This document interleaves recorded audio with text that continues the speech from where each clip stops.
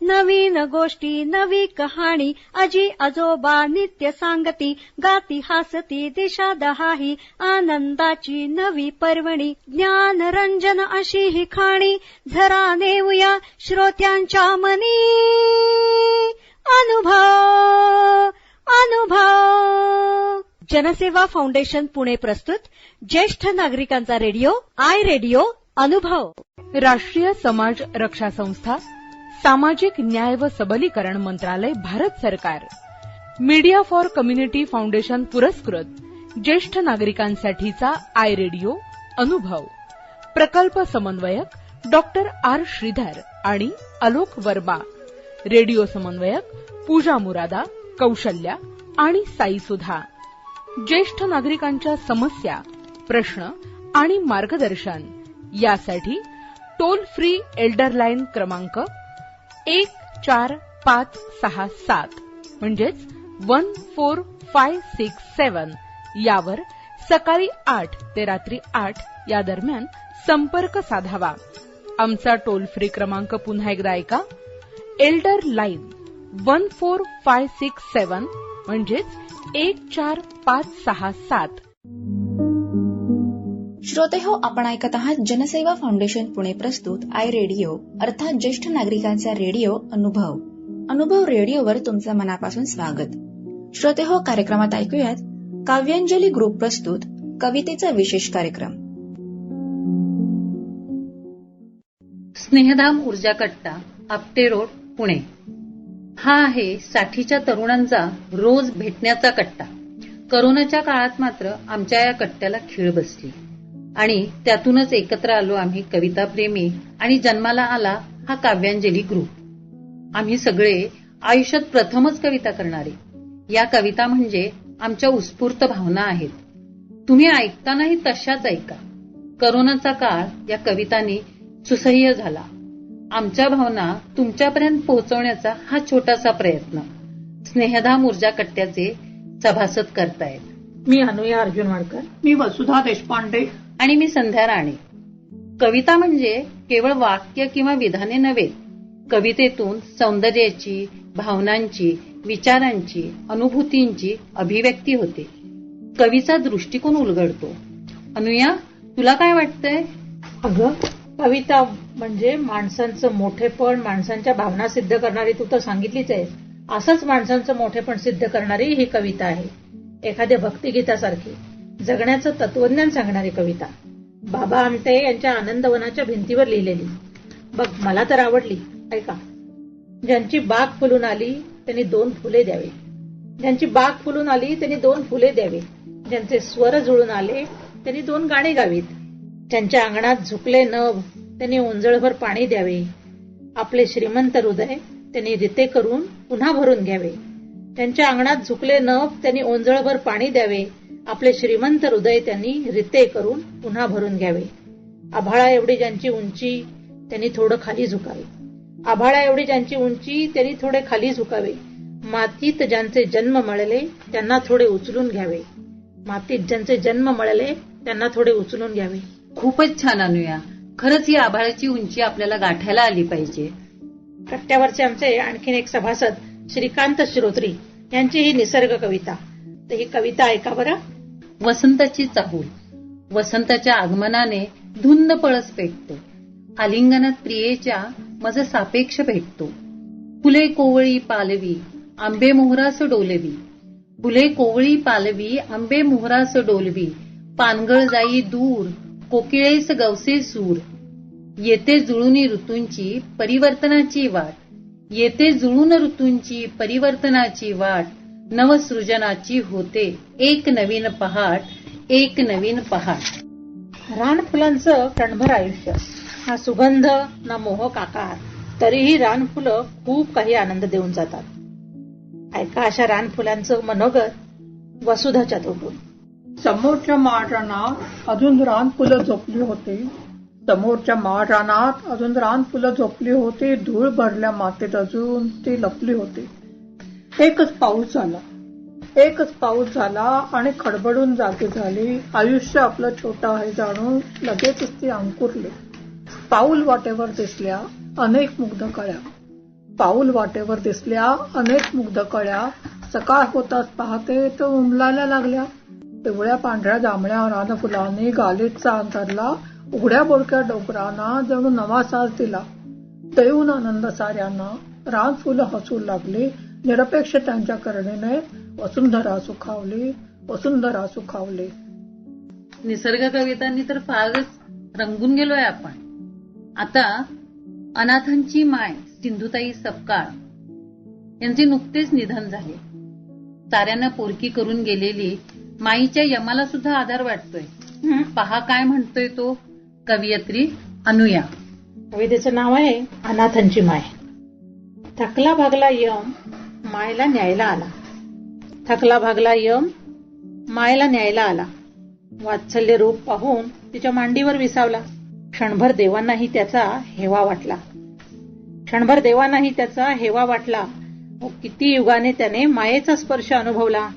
चल आवर निघू आता अनंताच्या प्रवासाला. माय म्हणे बाळा ओझे झाले का रे माझे. माय म्हणे बाळा ओझे झाले का रे माझे. पाठीवर हात ठेवला तिने आणि डोळे ओले झाले माझे. पाठीवर हात ठेवला तिने आणि डोळे ओले झाले माझे. किती लेकरे तुझी पुन्हा अनाथ झाली खरी. किती लेकरे तुझी पुन्हा अनाथ झाली खरी. पण तुझ्या लेकी बाळी घेतील नवीन भरारी, घेतील नवीन भरारी.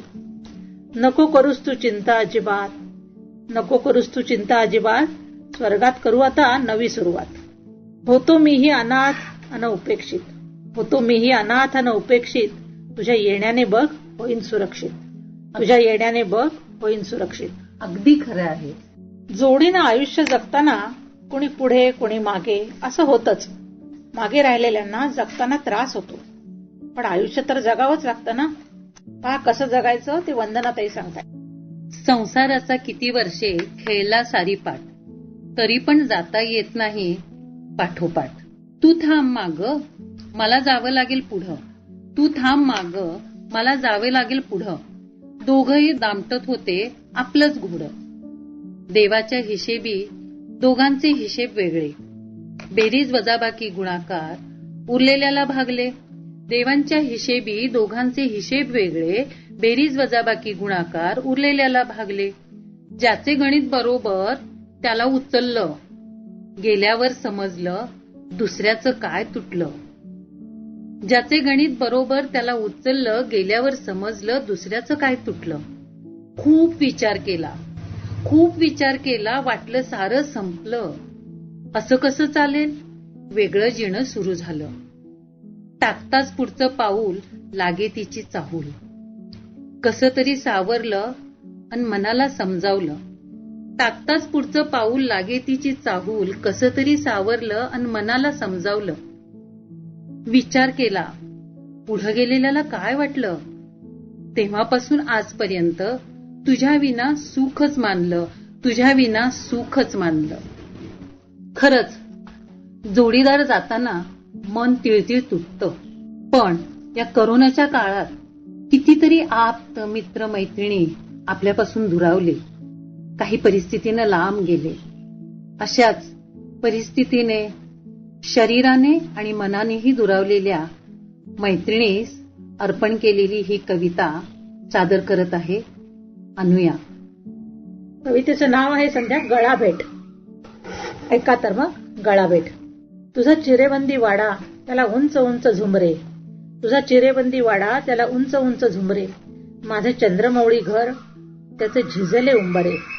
माझं चंद्रमौळी घर त्याचे झिजले उंबरे. तुझ्या महाली सजावट सुंदर महिरपेची. तुझ्या महाली सजावट सुंदर महिरपेची. माझी झोपडी माळवदाची उसवलेल्या छप्पराची. तुझ्या महाली असे दारवान उभा. तुझ्या महाली असे दारवान उभा. माझ्या झोपडीपाशी सूर्यदेवाची ग आभा. माझ्या झोपडीपाशी सूर्यदेवाची ग आभा. हवेलीत तुझ्या कडेकोट बंदोबस्त. झोपडीत माझ्या वर्दळ असे बिनधास्त. झोपडीत माझ्या वर्दळ असे बिनधास्त. सखे सोड ग तुझा अभिमान. सखे सोड ग तुझा व्यर्थ अभिमान. स्वागत करील तुझे माझे हे अंगण. सखे सोड ग तुझा व्यर्थ अभिमान. स्वागत करील तुझे माझे हे अंगण. नको नुसते खोटे हसू, नको नुसती दृष्ट भेट. नको नुसते खोटे हसू, नको नुसती दृष्ट भेट. ये सत्वर आपण घेऊ, अलिंगन आणि गळा भेट. अलिंगन आणि गळा भेट. हो ग अनुया, खूप जण दुरावलेत आपल्यापासून. भेटू आता त्यांना आपण मनापासून. पण जगणं हे जगायलाच लागतं. कट्ट्यावरचे सदस्य 94 वर्षाचे निकमदादा म्हणतायत, येईल साठी येईल 70, करायची नाही मुळीच चिंता. प्रत्येक दिवस मजेत जगायचा, कढवायचा नाही अपेक्षाचा गुंता. वय झालं, म्हातारपण आलं, उगाच कोकलत नाही बसायचं. विनाकारण बाम लावून चादरीत तोंड खुपसायचं नाही. तुम्हीच सांगा, छंद जोपासायला वयाचा संबंध असतो का? छे, अजिबात नाही. नाही ना.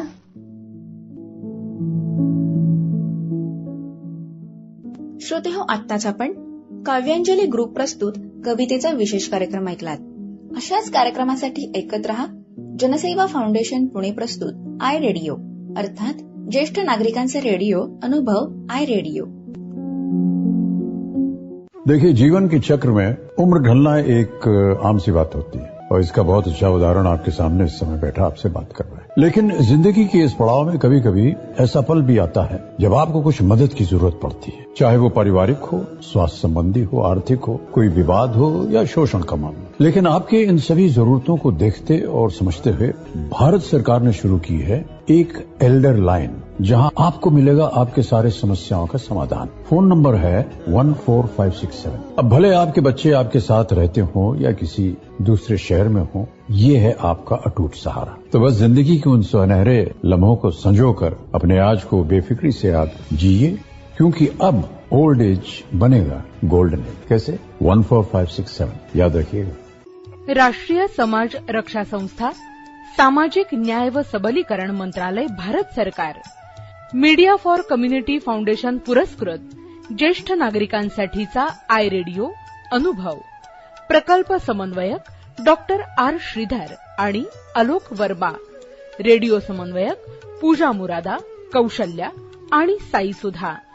ज्येष्ठ नागरिकांच्या समस्या, प्रश्न आणि मार्गदर्शन यासाठी टोल फ्री एल्डर लाईन क्रमांक 14567 म्हणजेच 14567 यावर सकाळी 8 ते रात्री 8 या दरम्यान संपर्क साधावा.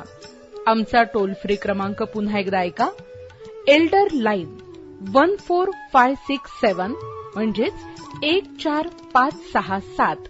नवीन गोष्टी, नवी कहाणी, आजी आजोबा नित्य सांगती, गाती हसती दिशा दहाही, आनंदाची नवी पर्वणी, ज्ञान रंजन अशी ही खाणी, झरा नेऊया श्रोत्यांच्या मनी.